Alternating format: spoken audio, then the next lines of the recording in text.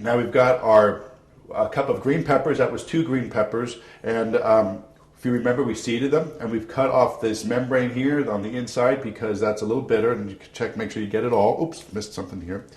We don't want that going in there. We want just the sweet part of the pepper going in there. And this will dice about the same size that we did the tomatoes and cucumbers. What's nice is that the green pepper has a nice crunch to it. It stays crisp. So even the smaller pieces are crisp. So it's one of those things that you have to think about in gazpacho is what's the mouth feel of all these different vegetables.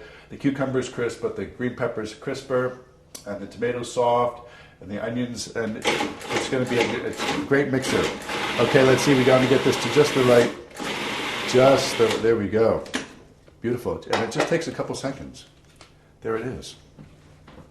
And we'll just put this over here too into our bowl. How exciting is this?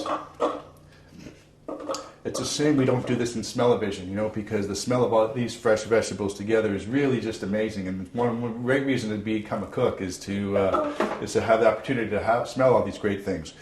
So, okay, so now keep clicking, and we're going to be finishing this up real soon and putting together the ingredients and making it soup.